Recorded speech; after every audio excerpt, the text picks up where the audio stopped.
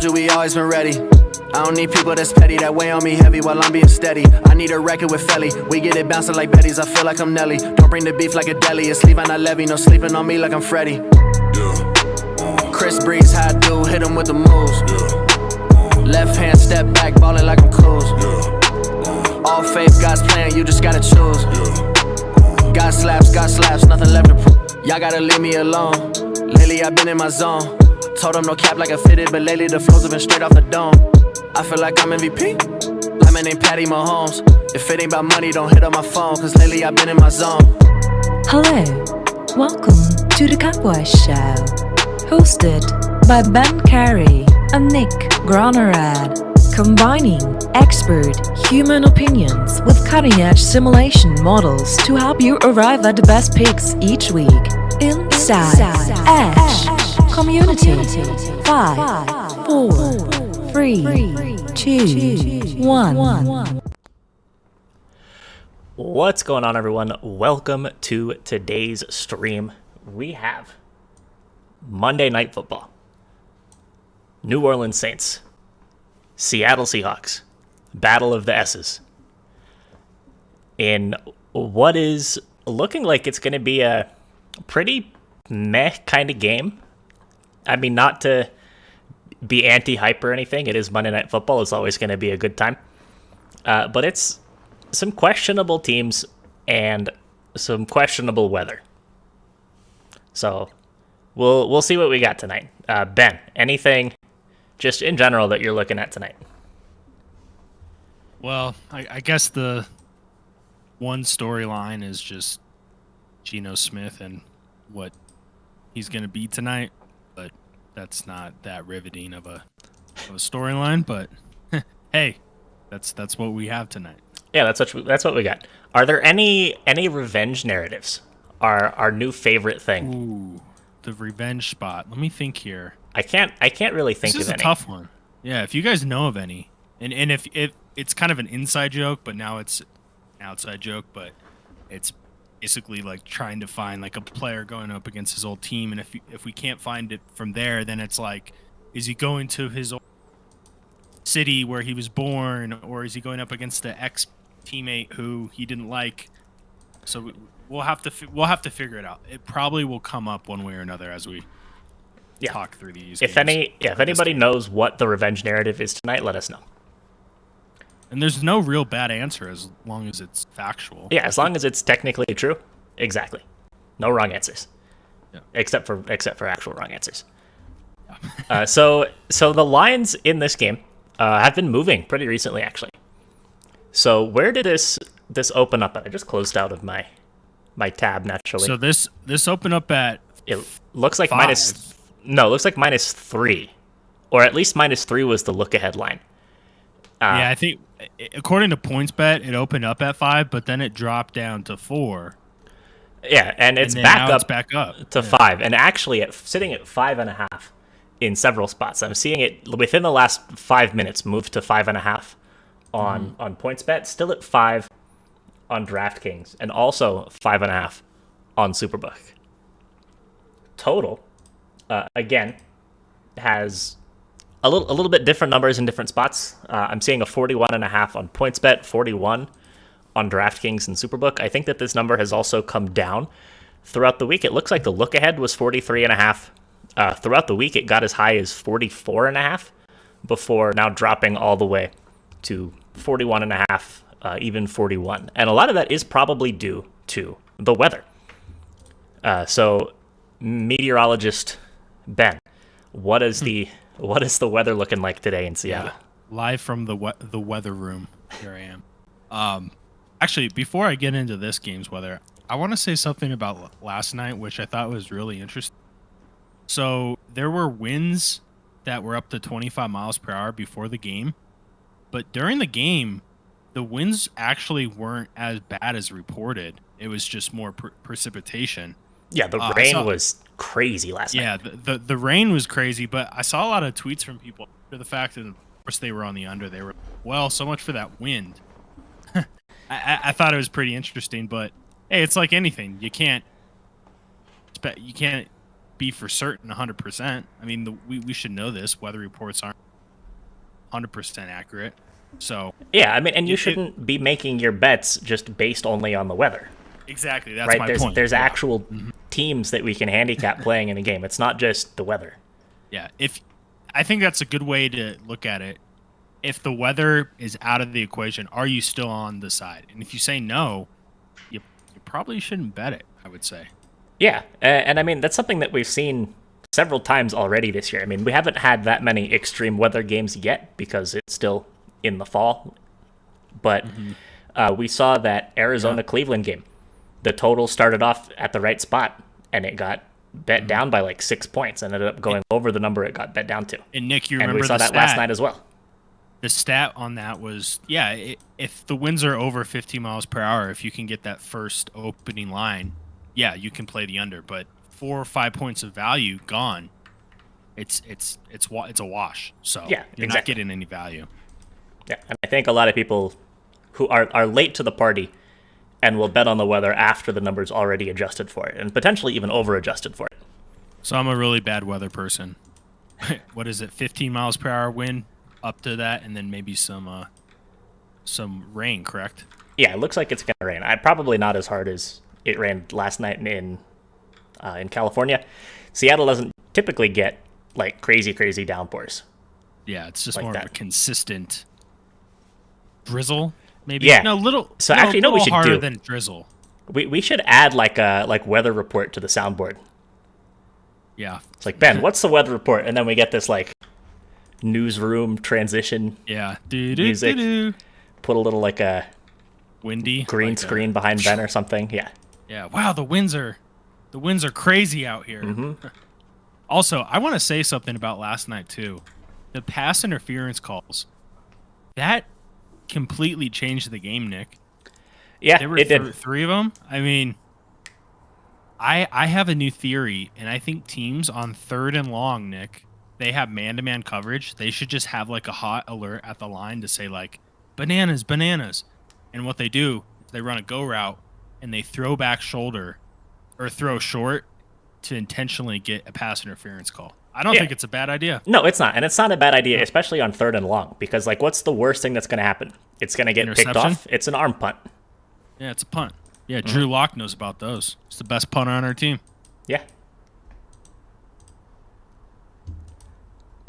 So, all of that being said, there is some pretty significant injury news for both of these teams. None of it like breaking, but it is still important to give a little refresher. So Russell Wilson, as we all know, is out for Seattle. We have Geno Smith, start number 2. He didn't play poorly last week. I was actually looking at the game though, because I didn't watch the game last week between the Seahawks and the Steelers. Geno Smith had a fairly effective game manager style game, but he got sacked to end a drive 4 separate times. Yeah. So I think that really hampered Seattle's offensive efforts. I don't know if that's something that's going to replicate itself again or something that's going to just be like a one-off. But it's something to keep in mind. Yeah, because they were blitzing quite a bit, I remember, just on 3rd downs. Definitely, yeah. There was, I think, 3 sacks on 3rd down plus another sack where he fumbled the ball. And he was close to hitting his over mark in that game too. I think it was like 224, 225. Yeah, he had 209, and I think that over is definitely in play if the sack luck. I don't know if it's luck, but the sack situation plays out a little bit differently. Yeah. On the Saints side of things, also I'm still waiting for final injury report to come in from Seattle. Oh, maybe actually I'm on the Saints page. That's why. Carroll? Okay, so Alex Collins is active today. Yeah. So he's playing. So that's good for Seattle. I believe that Taysom Hill on the Saints side is out. Let me double check that. Yeah, Taysom Hill is out. Deontay Harris is out. But they are getting a lot of players back on defense. Marcus Davenport back off IR. And who else? Teron Armstead returned to practice. I don't know if he's playing. Treikwan Smith is back. He's probably going to be the number 2 wideout behind Marquez Callaway tonight. and Quan Alexander, I believe, is also playing. Hey, Nick, if Jameis gets hurt, is it Trevor Siemian or is it Ian Book? It's going to be Trevor Siemian. Ian Book is inactive today. Trevor Siemian. Broncos legend, Trevor Siemian. Yeah. He was a real estate agent, and then almost like 5 games, 5-0. We're going to go make the Super Bowl. Mm-hmm. Here we are. Yeah, as far as the center for the Saints, I haven't seen any news. I mean, the Saints injury news timeline is just absolutely flooded with information because they've had so many guys out who were borderline coming back. So I'm not entirely sure, but if anybody does get a definitive yes or no answer on whether he's playing, let us know. I'm going to look it up, search his name. But, Nick, as far as this game goes, I hate to come on here and not be confident, but at the same time, I am honest, and I'm not going to fluff it up and try to convince myself that I have value in this game. But I personally don't have a lot as far as strong leans, either on the over-under or the spread. How do you feel? So I feel kind of similarly. I think that with the spread, so let's talk about the model for a second first. So the model's got this at New Orleans 24.11, Seattle 18.55. If we take a look at the team totals, it's the same numbers basically, just adjusting for key numbers and 0.5s. I mean, the Saints team total is at 23.5, so the model's off by 0.6. Seattle team total's at 19.5, so off by like a point. I probably want to fade the spread. I don't want to come on here and have a stream for one game and say that we have no leans, because that's not good. So I do kind of like the over. I will say that. I think that Treikwan Smith back for New Orleans is going to help out the passing attack. I think that the slippery conditions, I mean, we think of that as being bad for the offense, but it can also negatively impact the defense. Like we saw in the game yesterday, for example, the running backs, both Elijah Mitchell and Jonathan Taylor. I felt like it was more Jonathan Taylor more than anything for some reason. Yeah, well, I mean, it was Mitchell on the first drive and a half. Yeah. When they were calling misdirections and stuff. I mean, he was cutting all over the field. He had like back-to-back 10-plus yard carries or something. But yeah, Taylor just had better footing than anybody else last night. He's used to that Wisconsin weather out in Madison, you know? Yeah. And, I mean, so people always think weather, that's bad for the offense. But it can be equally bad for the defense. And I think it also contributed to the pass interference plays, right? I mean, it's just harder to get turned around and in the correct position with worse footing. When you're in man-to-man, too. Like, they were running a lot of, press the box and then just man-to-man on the outside. And yeah, that corner, I'm spacing who it was, but he was all over the place with Pittman, man. He couldn't really guard him. And then when he didn't, Pittman I think he had 2 big catches, right? Yeah, I mean, he had 4 catches overall for 108 yards. Yeah, last night. Yeah, so that's a really good point. And I think you have to factor in what the teams are trying to do, right? It's not like both these teams are these air raid offenses. Going to see that, so I don't think the rain is going to much as the. Yeah, I'm with you. So I'm going to throw the over up as a lean for today's game. Do we have any revenge narratives yet? Anyone? No, I don't know of any revenge narratives here. It's got to be something. There has to be something. But also the other thing is, I think that like Seattle, they play in Seattle. They're used to wet conditions. It's not like this is a once in a lifetime event. But yeah, good point. There's that. Gonna go with the over as the game lane, and I'm kind of at the point where I'm inclined to just trust the model. It was a fantastic week, fantastic day yesterday for the model. 15, 6, and 1. Just on all of the sides and totals that it was on. Did really well. Yeah. So let's take a look at the player prop market. So starting out, as always, with some passing props. We have Geno Smith over under 204.5, Jameis Winston over under 208.5. I will say that the model is definitely in these conditions going to be overestimating the passing effectiveness of the teams. Like, Geno Smith is probably not going to throw for 275 yards. Jameis Winston probably not going to throw for 245. But I think that these overs are potentially good looks. Especially Geno Smith, I think, actually. Mm-hmm. So Geno Smith, sorry, go ahead. I was thinking the same thing, and I was kind of going off of the Steelers game. Mm-hmm. He was really close to his number this game. Yeah, your mic is cutting out sometimes. Not entirely sure what's going on with that.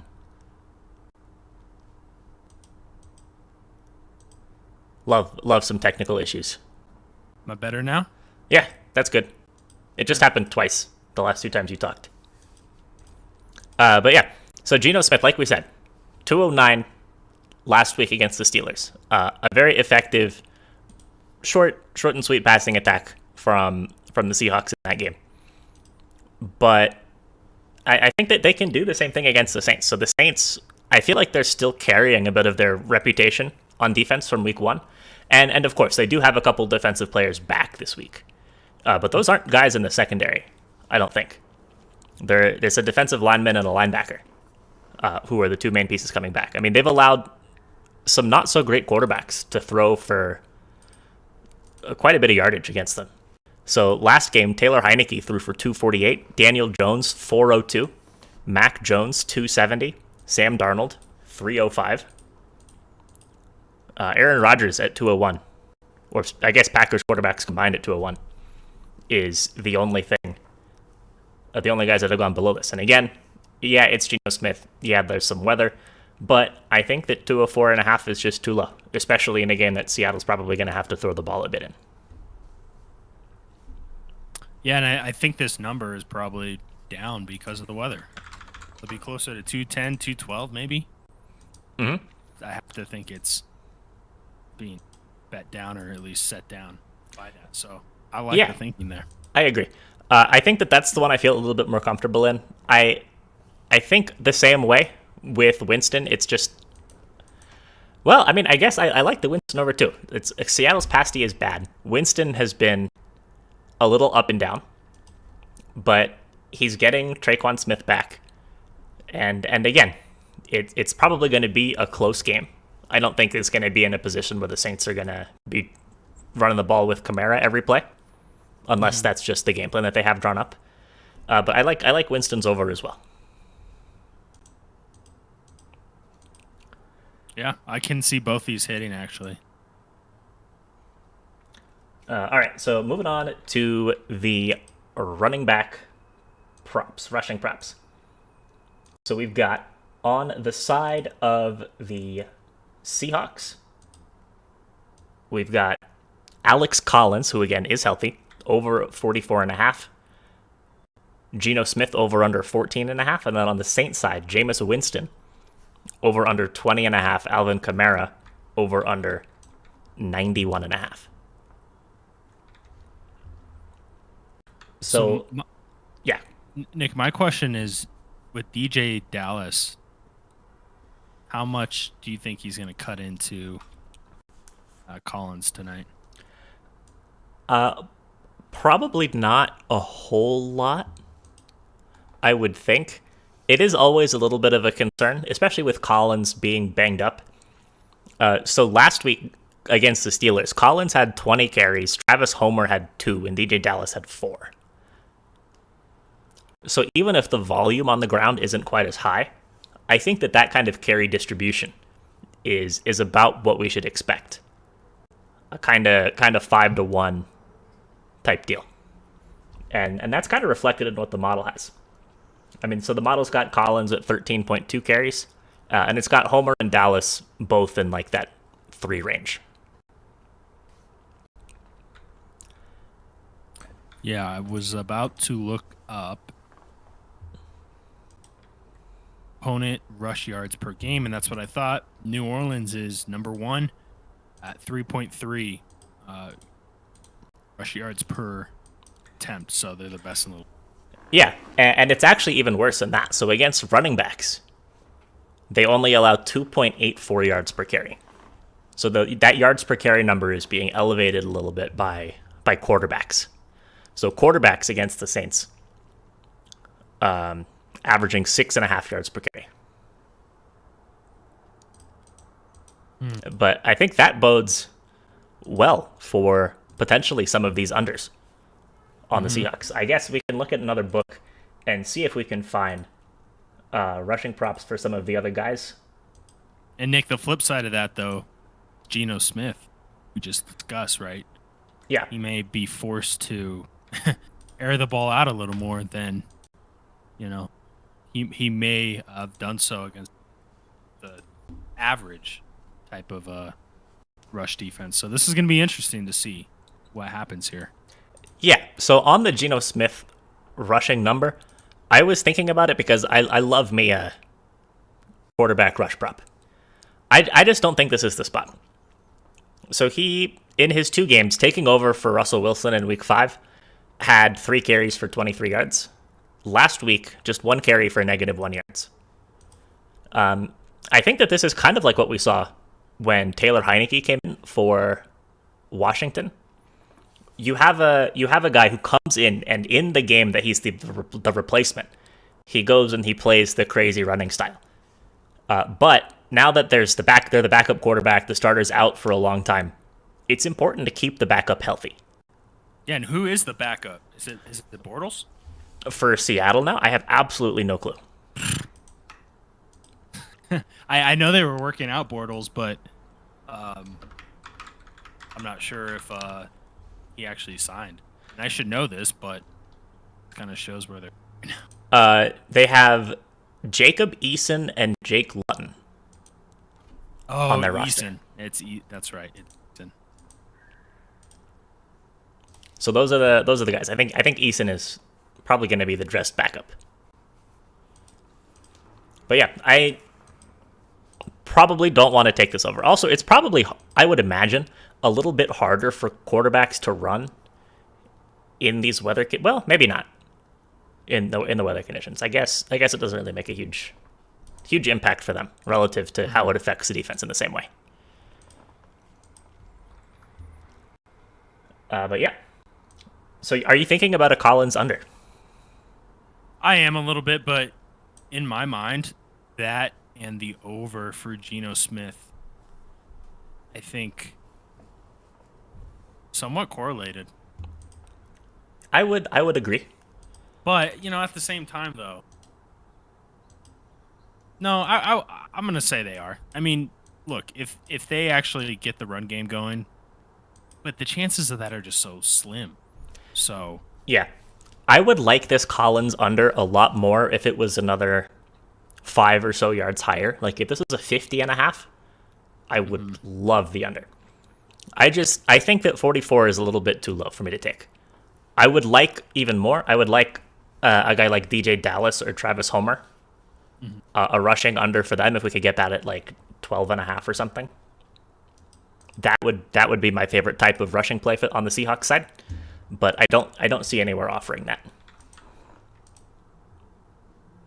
Can we look at Geno Smith and his receptions? Sorry, receptions. 0 probably. Well, I mean, based on all the trick plays we saw this week, maybe Geno Smith receptions over 0.5 is a good look. Hey, there's a number for everything. Completions. Okay, so Geno Smith completions, so attempts over under 30.5, completions over under 18.5. That actually feels like a great number. Do you over? I'm thinking the over on attempts. I was kind of thinking completions. What if they just ball? Well, I mean, so what makes an attempts bet or a completions bet like one over the other? What makes one better than the other? So you like an attempts bet if you think I don't know. Let's see. So you like a yards if you think that there's going to be bigger plays. I think a completions is worse than an attempts if there's more big plays or less big plays. Yeah, I would agree. But my thinking on playing the attempts versus completions is just the weather, right? Even if it's like a 10-yard out and, I don't know, receiver drops the ball because it's hard to catch because it's wet. Yeah, that's a good point. I'm going to go, I think I actually like that 30.5. Yeah, and I mean, he hit that number last week. Let's see, so quarterbacks against the Saints have hit this number every week this year. Like by a mile. The fewest pass attempts that they've allowed is 35. Yeah, and Synchronicity says the game script. But also, if they get up, though, trouble. Because for some reason they get up 10 points or even a touchdown, they're not going to look. Yeah, but I don't think that they're going to be able to just grind the ball on the ground against the Saints. Yeah, that is. I think that the short passing game is a substitute for the run game here for the Seahawks. So yeah, I think those are good looks.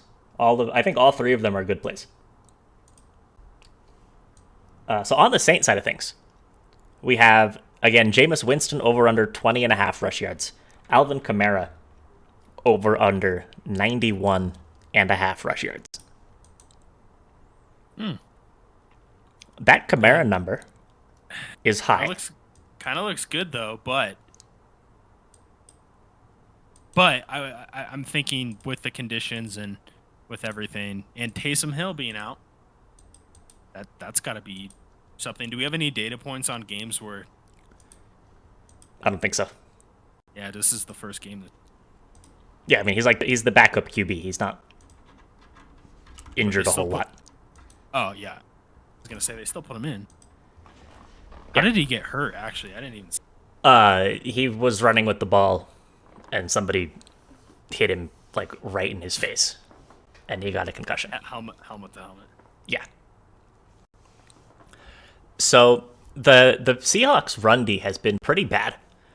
On the season, two running backs. They're allowing 121.5 yards per game on 4.29 yards per carry.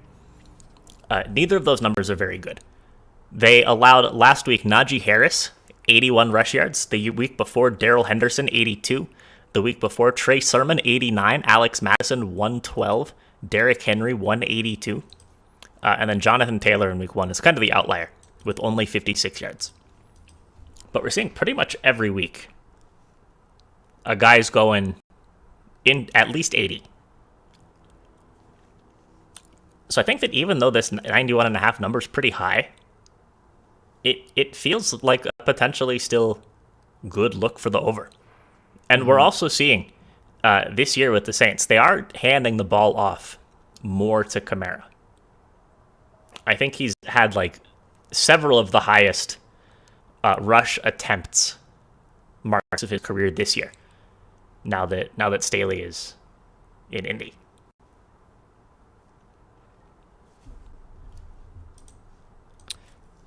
I'm right on the fence on that. I could make a case either side, but I think I lean over there.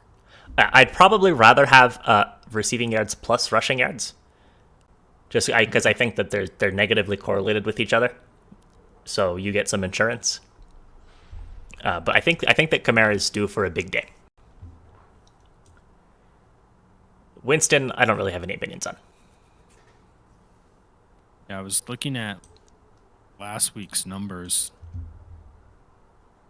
Interesting. Kenny Stills, the only other rush attempt other than Jameis. Other than Kamara? Well, yeah, I'm sorry. Other than Jameis, but for running backs, Kamara was the only running back. Mm-hmm. Yeah, he's especially now that they don't have a number 2, like the last how many years? I mean, they've had Latavius Murray, Mark Ingram in that number 2 back, and I mean both of those are starting running backs in the league in their own right, or at least at those points in their careers were. Yeah, it might be interesting to see what they do because I know they have And Montgomery. True. Back with Taysom Hill out, though. I don't know. It'll be interesting to see if Kamara's the back to get rush attempts tonight. Yeah. We shall see. So let's move on to receiving props, if you are ready for that. I'm ready. Let's do it. All right. Is there a team that you want to start with, or? No, we can just start. Okay. Either. So on the Saints side of things, just starting with them because the first guy on the list plays for them, we have Adam Troutman, over under 11.5. Alvin Kamara, over under 35.5. Juwan Johnson, over under 5.5. Marquez Callaway, over under 44.5. Treikwan Smith, over under 25.5. And that's it. So the guy I think that is a little bit interesting is Trequan Smith. So this is his, I believe, his first game of the year. I think he started the season on the IR. Mm-hmm. Yeah, making his debut tonight. But the Saints have struggled a little bit with getting the ball to their wide receivers. Marquez Callaway was kind of pegged for a big breakout this year, and he hasn't necessarily been bad, but the breakout hasn't really materialized, I would say. So I think that Trequan Smith as a potential, again, in the rain and the wind, but a potential downfield option is going to be big for the Saints because they haven't really had that. And I think that at only 25.5, it feels like a good lottery ticket. Yeah, and the talent's there. I mean, he had his best season last year, and if he's healthy, which I think he is, I don't see why they wouldn't try to target him. Then, right? Like, yeah, I think they put a guy in there who's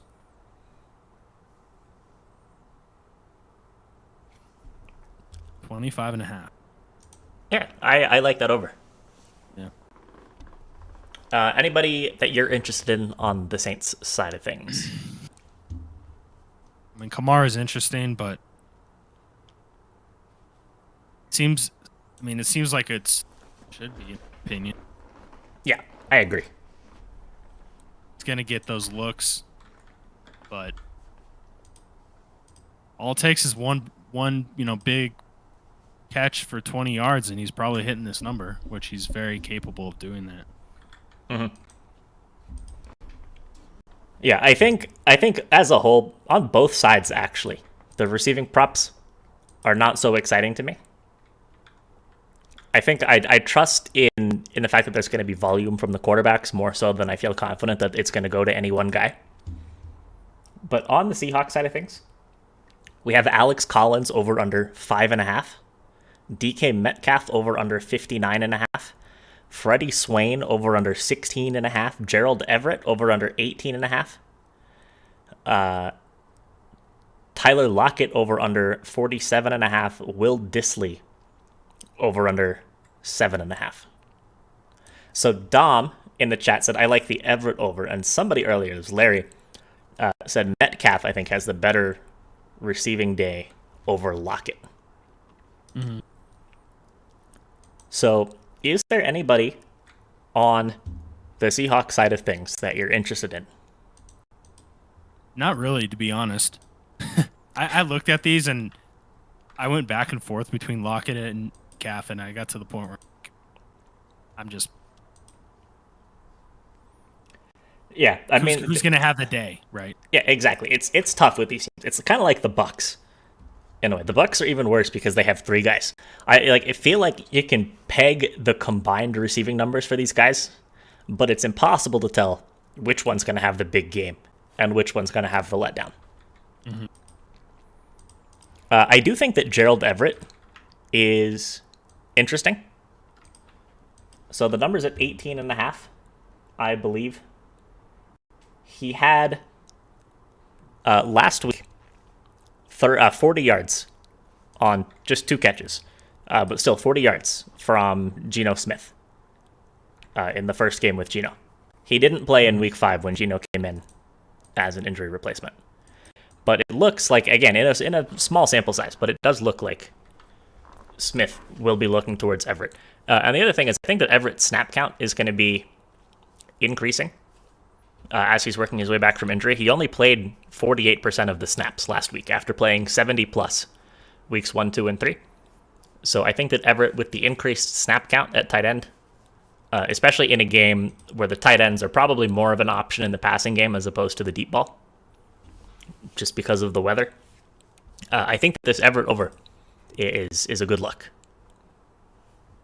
I like that angle. Synchronicity says Swain only has 13 yards in the last 3 games. So that could be an underspot. Could be. What were you going to say, Ben? I'm curious what Tyler Lockett and DK reception. They're not. Their receptions numbers. So we've got DK Metcalf over 4.5, minus 125, under minus 110. And for Lockett, over 3.5, minus 160. Under 3.5, plus 120. Okay. So I will say, last week, again, the game with Geno, the full game with Geno, DK Metcalf, 6 catches on 7 targets, Tyler Lockett, 2 catches on 7 targets. So same target volume, but DK did have the better game. I feel like between these two, I do actually kind of like Lockett a little bit more to have a better game today. But it's dicey. It's interesting to see that 3.5, not 4.5, but they would probably slammed to the under. Yeah, possibly. Model has Lockett at 6 catches. It actually has him as the guy by a large margin who's going to be the guy today. What is DK at? DK's 3.5 catches for 47 yards. Lockett is at 6.13 catches for 70 yards.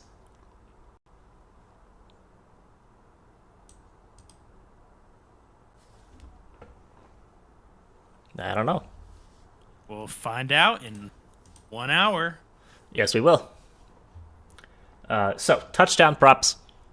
Is it even worth looking at touchdown props? Someone said Disley. Disley plus 900. We can, just because Larry said it.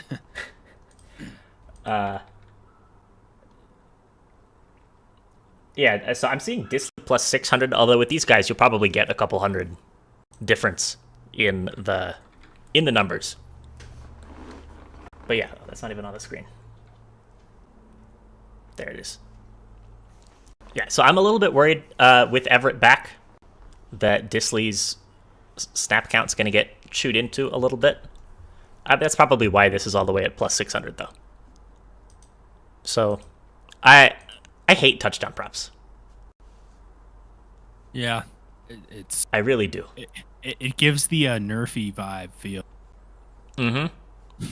Yeah, it actually, that's like a good comparison. It is like a nerfy. Yeah. There's a lot of randomness involved, but I just don't think you get tremendous value on these unless you're anything that's plus 800. I know, I would say even like plus 400. Yeah, well, I mean, it is technically value. There's got to be value. Just if the implied probabilities are off from what you think people are going to have versus what Vegas is pricing them at, I mean, then there's value there. Yeah. No, there's value. But it's hard to determine of these 8 players, right? Like who's going to get the touchdown, where the volumes or the values at. But that's why I'm saying plus 400 and worse odds. At least you have a little more margin, I would say, to potentially get that value. Because if Disley hits, right, 6-1, it's a good payout. Yeah. He has 1 touchdown this year. Was it from Geno Smith? Probably not. Probably not. Yeah. All right, so let's hop into our top picks for the day. And before we do that, I will say that we are going to do a little prop swap segment coming up right after this. We're going to be talking about the Kansas City Chiefs and what we think about that. So I think that's going to be a good discussion. And I'm really curious to hear what all of you guys think about the Chiefs. We may even play a Jackson Mahomes TikTok. Just kidding. We're not do that. We'd probably lose all our viewers. Yeah. So be sure to stick around for that. But Ben, what is your favorite play for tonight's game going to be? I'm going to go Geno Smith over 30.5. Yeah, that's a good one. I really like the value on all of the Geno Smith related passing overs. So the attempts, the completions, and the yards. I think that I've come around to agreeing with you that the attempts is the way to go, the over 30.5. Although I'll go in a different direction from my favorite pick, just so we have some variety. I'm gonna go with Treikwan. Oh, that number's moved up. That's funny.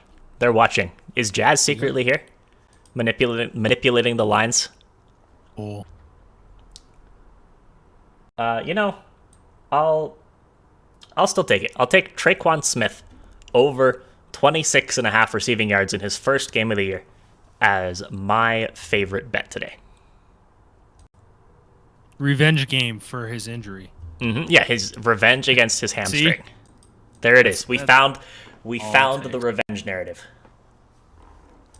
All right. So let's hop into the prop swap segment. So the Kansas City Chiefs open the year at 5-1 to win the Super Bowl. Through 7 weeks, they are sitting at 3-4. The defense doesn't look like they can stop anybody. Patrick Mahomes doesn't look like he can stop himself from turning the ball over. Chiefs Super Bowl odds now sitting at 14-1. So in and of itself, that feels kind of crazy to me. That the Chiefs are all the way, that they've only dropped to 14-1 to win the Super Bowl, despite being 3-4. Are they going to make the playoffs, Nick? Yeah, that's the biggest concern here, because in that division, you've got the Denver Broncos, powerhouse, juggernaut of losing. You've got two actual good teams, though, in the Chargers, led by Justin Herbert, who's looking amazing, and you've got the Raiders, who are now 2-0 after firing John Gruden. And I think are they sitting at 5-2 as well? The Raiders? Yes, they're at 5-2. Raiders. Raiders at 5-2, Chargers at 4-2, and even the Broncos are sitting at 3-4. They're tied with the Chiefs. I'm not expecting that to continue, but check this out, Nick. You're gonna like this. So 538, great site. They do projections. They have the Chiefs to make the playoffs at 44%. They have the Raiders at 62% and the Chargers at 82%. So the only way the Chiefs really get into the playoffs, unless they somehow can rattle off, 5-6 wins, and the Chargers, somehow a stretch where they just go 500 and they win the division, but it may look like a wild card. But yeah, it's not looking good even to make the playoffs unless something changes, and the biggest issue with this team is their defense. So is that just going to change overnight? No, I don't think so. Yeah. So here's how the playoff picture looks in the AFC. 7 playoff spots. So there's 3 wild cards. So I'm gonna just go on the assumption that the Chiefs are not going to win the division. That's fair. So in the competition for wild card berths, you've got the Ravens and the Browns at 5-2 and 4-3 respectively, and you've got whatever team doesn't win the AFC West. That's either the Chargers or the Raiders. I'm going to put the Raiders in that spot. So that's 3 wildcard teams already that are looking better than the Chiefs. Yeah, and we haven't even talked about the 3 and 4 teams. I would even say right now, if I were to bet on the Colts and the Chiefs, I would take the Colts most likely to make the playoffs. And 538 agrees with me, 49% chance to make the playoffs. That game last night was huge. If 49ers win, then I think they go to 50%. And if Colts would have lost, they drop all the way down to like 15, 20% to make the playoffs. So that was a big win for them. And the Titans are right there. But, hey, maybe they beat the Titans or maybe they sneak into the wild card. So, anyways, I just wanted to make that comparison because you have a Colts team that feels like they have some upside and have some momentum in the Chiefs right now. I mean, Mahomes struggling, which is crazy to say, and that defense is one of the worst in football. Yeah, and it's not going to get any easier for them. So this Chiefs schedule from here on out, they host New York, the Giants, next week. That's probably going to be a relatively easy game for them, I would think. They play the Packers. They play the Raiders twice still. They have not played the Raiders yet. They play Dallas. They play the Chargers once more. And they still have games against the Steelers and the Bengals as well. Plus 2 games against the Broncos. The Bengals they look good. That's a lot of teams that are equipped to exploit this Kansas City defense. If we think of the Bengals against the Chiefs right now, I probably like the Bengals. If we think of the Cowboys against the Chiefs right now, how are they going to stop that offense? It's just not going to happen. Mm-hmm. Yeah, so, and even if we're just giving them the Giants, and let's say they split one with the Raiders and Steelers and Broncos, that's 4 wins. Yeah. So, I mean, they're going to have to come up with. They're either going to have to beat the Bengals, Chargers, Cowboys, or Packers, and that gets you 5 wins. And then that's 8 and that probably doesn't get you in. So yeah, 8 and 9 almost certainly won't get you into the playoffs. I think 9 wins minimum, probably 10 and 7. I would expect for a playoff berth in the AFC, and that's going to be tough for them. I mean, that's 7 wins out of the last 10, with 2 games against the Raiders, a game against the Bengals, a game against the Chargers, the Packers, the Cowboys. That's a lot of 50-50s. So, either way, for better or for worse, the Chiefs are sitting at 14-1 to win the Super Bowl. So if you had a $100 ticket that you had placed on the Chiefs in the preseason at 5-1, at the current odds of 14-1, that ticket still has a market value of $40. Assuming this 14-1 price is correct. Which, I mean, it's probably only 14-1 because it's the Chiefs, if we're being honest. But still, I mean, that's the price it's at. So, if you have this Super Bowl future for the Chiefs, a couple options that you have. You can either sell it, which, I mean, if we think that 14-1 is still a terrible price for the Chiefs to be at, selling it has to be the option if you own this ticket. Mm-hmm. I think the ticket is worth a lot less than $40 in reality. So if you can cash it out in the marketplace for that $40 value that it has, my opinion, like it seems like everybody in the chat thinks, is that that's a good thing to do. That's a good move. Do you agree, Ben? Okay, yes, but here's what I would do. Knowing that they play the Giants, I'm okay with waiting one more game. Not to say it's gonna move one, but I'm confident enough that they're gonna beat the Giants. So maybe I don't know, moves 10 in my favor. Yeah. I mean, that's a good consideration. But what if they lose to the Giants? Then it turns into if they lose, it's probably less than $20. Yeah, it's gotta be. If you go 3-5, you're 3-5. You just lost to Giants at home as a 10-point favorite. I'll take my chances. I'll roll the dice. So yeah, I would sell after the game. Sell after the Giants game. Gotcha. Ooh, that sounds scary now. Record. Well, I mean, I think having the Chiefs just beat the Giants, you don't need them to cover or anything. Just win at home. Yeah, just win at home against a bad team. Jackson can do his TikTok dances and just get out of there with the dub. Yeah, exactly. We had a first-time commenter in the chat whose username is "May I poop twice, please?" I'm not stopping you. No, I'm not stopping you either. Although I also don't think that you need to ask for permission. Mm-hmm. That's a good at least not here. Although hey, they want to sell. They want to sell the ticket also. Tweeting from my toilet. Yeah. What if these might exist, but what if you had smart toilets? So we have like smart fridges. What purpose do they serve?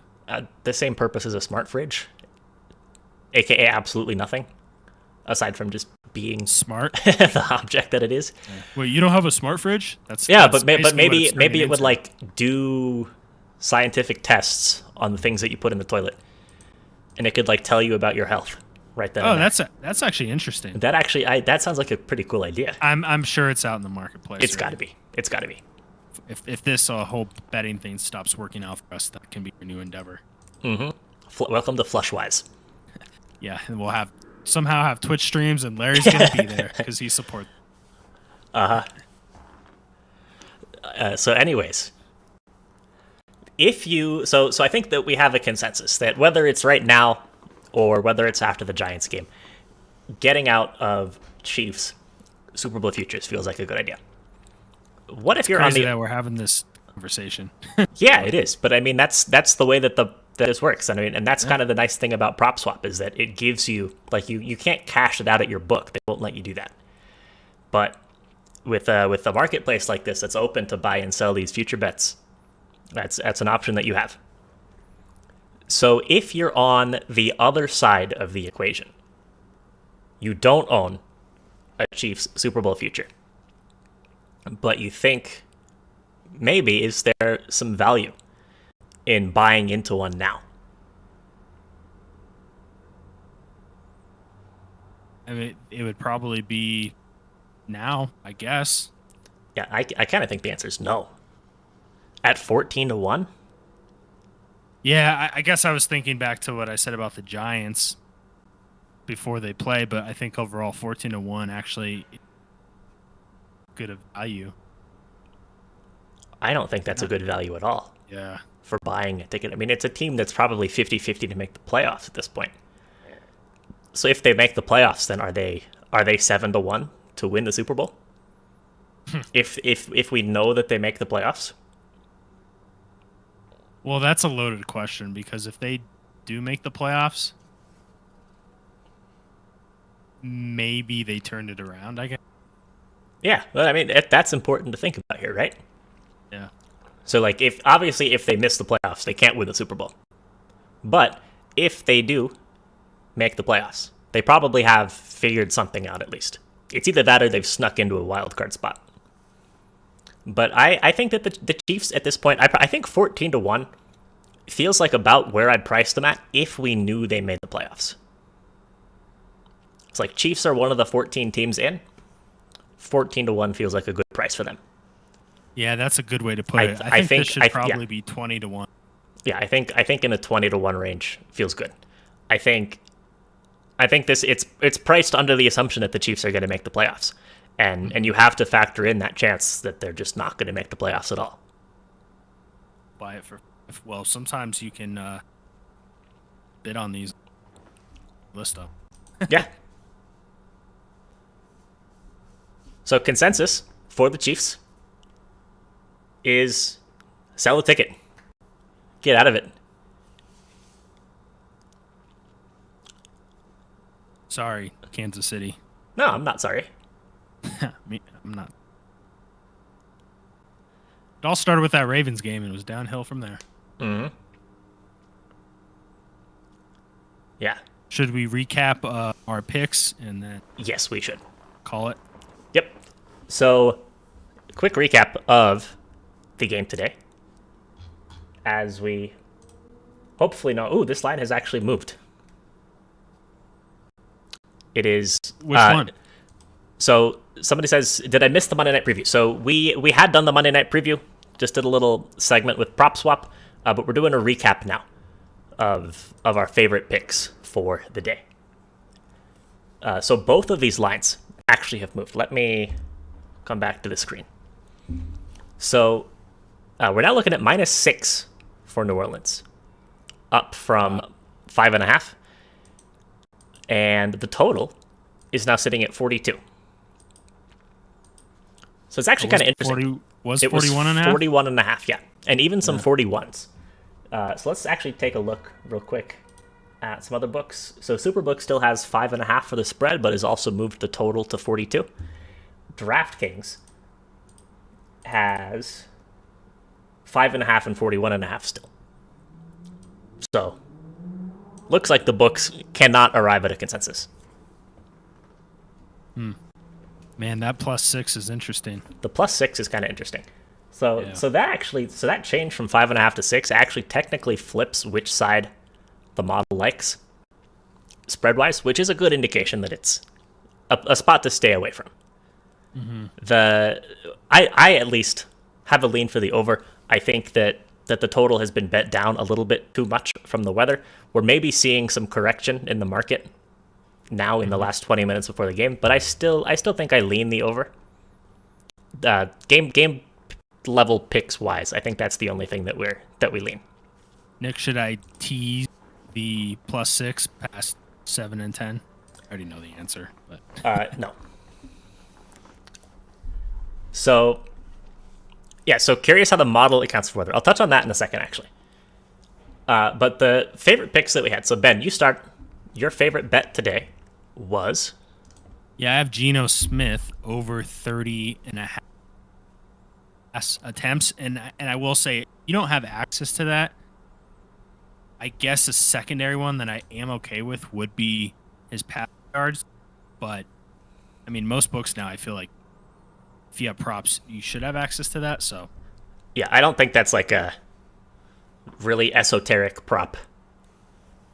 And my favorite bet for tonight is going to be Treikwan Smith over 26.5 receiving yards. I think that Winston's going to look to get him incorporated in the passing attack just because he's had so many problems connecting with his receivers.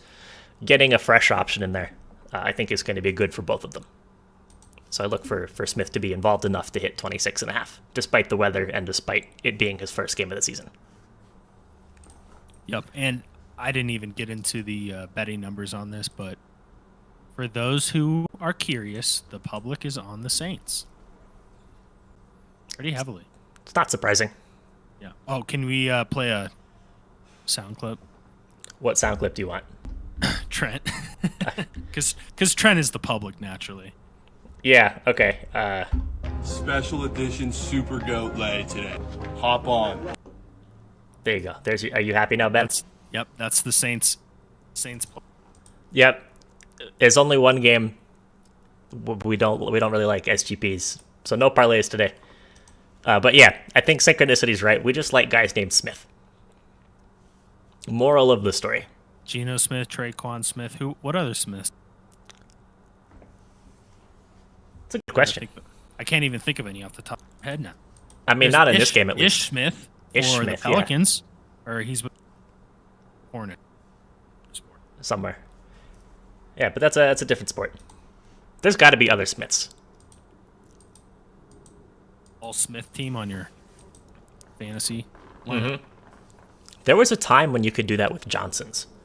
And you had like David Johnson and Calvin Johnson and Chad Johnson.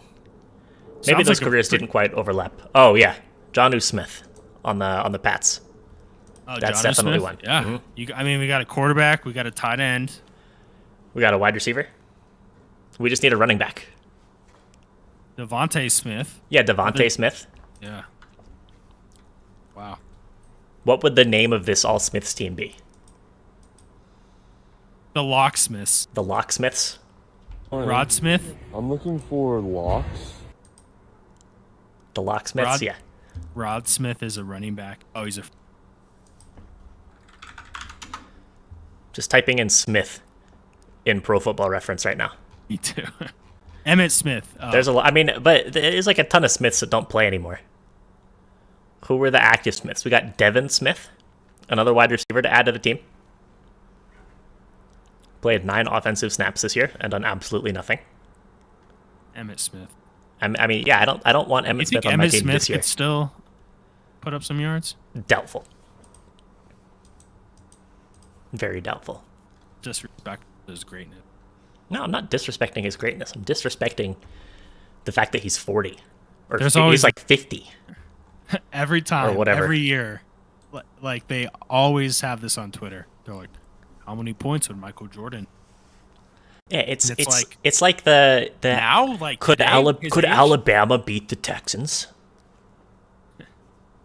I mean, if Coley's coaching Nick. Yeah. If Coley's coaching, anything is possible. Okay, what would we set that line at, though? I probably Texans minus 20. I was gonna say in the 20s because people on Twitter will be like, "Oh, they win by 40 points," and I'd probably set a fair price more at like 24.5 or something. But you know that everybody would bet on Alabama. Oh yeah, but I will say though, if you go back to those like 2015, even 2015 to 2017, Aaron would Discord, but you look at the talent that went in the NFL. There was a time where they had 19 out of 21 starters who played in the NFL.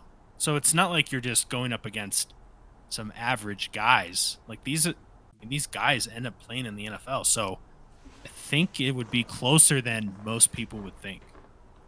Mm-hmm. Yeah, maybe. Depends on what people think. Are you actually betting your favorite bets? Yes. Yep, I just bet on... You know what I've been using a lot, actually? Which I'm surprised I'm using. But Caesars. Yeah, you've been on a bit of a Caesars kick. They have good props. I mean, I bet that Fair... What's his name? Fairbairn? Your extra points under. Yeah. I think hindsight that ended up being like my best bet of my career. Yeah. I guess he's a bad... I didn't even look. He's a bad extra point kicker, too. So... Yeah, but I like Caesars. Been using it. I like the interface, and they give out good bonuses randomly. Mm-hmm. It's like, hey, here's a $100 profit boost. Nice. Sweet, I'll take it. Yeah, so Lala Doom, if you're new, which I'm assuming you're at least relatively new since it said first time chat on the first message that you sent earlier, you can check out our Discord. I just threw a link to that in there. But yeah, I mean, Ben and I, this is our job to do this. Like, we both work full-time on Capwise, so 100% we're betting on everything that we put out. Yep, and I have some NBA props that are over 12.5 rebounds and assists. It's looking pretty good. Nice. Can I make a table tennis model? No. But only because... The only variable that would matter in a table tennis model is which way is it rigged, and I don't have access to that. I thought you were reading it as he said, "Can I make a model?" Oh yeah, no, like, Larry. yeah, Larry. Oh yeah, Ben, you make the model. My model would be, I would just try to games rigged, and then I'll be like, here's what a model says. Yeah, it's me going on Reddit at 2 a.m. like trying to find guys in Russia. Yeah, but there's a whole thing about that. I will talk about the model real quick. So I have play-by-play data from the last 20 years. I don't go back for the full 20 years because the game has changed a lot. So, like, play calling decisions and whatnot are different. But I have play-by-play data from the last 20 years. So every the game state. So like the down, the distance, the time in the game, the location of the game, the weather from the game, who was the quarterback, who was the receiver, or who was the running back, and from that you can build it out at the play-by-play level. So we have the model sees 10 offensive players for each team. So the starting quarterback, 2 to 3 running backs, and 6 to 7 receiving options, either tight ends or wide receivers. And using all of those guys and their performances from the past, plus like stuff like the weather, plus coaching tendencies for each team, plus team level defensive stats, actually go through play by play and run through the decision making process. Like, okay, so it's 1st and 10 from the 25 after the kickoff to start the game. Is it going to be a run or a pass? If it's a pass, who's it going to go to? If it's a pass from Jameis Winston to Treikwan Smith, say, what's the chance it's completed? What's the chance it's incomplete? What's the chance it's an interception? Or if it's a running play, who's going to get the carry? And then if it's a carry or if it's a completed pass, then how many yards does it go for? And then you update the game situation. So now it's 2nd and 1 from the 9, or 2nd and 1 from the 34, and there's not 15 minutes anymore. There's like 14:35 on the clock or whatever. And you repeat the process, and you get the idea. And then you simulate the game out that way and repeat that process thousands and thousands of times. And that's how we get the model. And it's just like various weather-related things are variables that the model knows in the same way that it knows about player stats and team tendencies and stuff like that. Boom. Number 1 new guy question. Are these locks? Yes. Everything is a lock. Everything is a 10,000 unit whale play. No questions asked. Nick, who was that guy like last year? He's like betting my mortgage on this or something, and we're like, Your mic cut out, Ben. did you get the first part about he said betting his mortgage? Yeah, betting his mortgage, and then that's when you cut out. And then we're like, haha, yeah, good one. He's like, no, I really am like betting my rent money, and we're like, you probably shouldn't do that. And then it hit. Do you remember that? It was like last year. No, I don't. The one that always sticks out to me was the guy who bet $9,000 on Conor McGregor. Oh yeah. He's still in the Discord. He still talks all the time. Oh, nice. It's Evan. Yeah, I remember that. That was one of the bets that has been placed. It wasn't in the Discord. The one I was talking about. It was on Twitch. Some guy. Oh yeah, I remember that. I think that had to have been a joke. I don't know, because the second thing he's like, no, I'm serious. He's like, this is gonna hit. If it hits, I don't have my. Probably shouldn't do that. And not a good idea. I'm gonna call it. Yeah, I think it's time. Go Smiths. Mm-hmm. It's sad that we won't get the Smith to Smith connection because they play on different teams. But you never know. Maybe they'll shake hands after the game. Can we bet on that? It's probably somewhere. Alrighty, guys. We will catch you in the Discord and talk to you later. Yep. Thank y'all for being here, and good luck with the bets, as always. See ya. Later.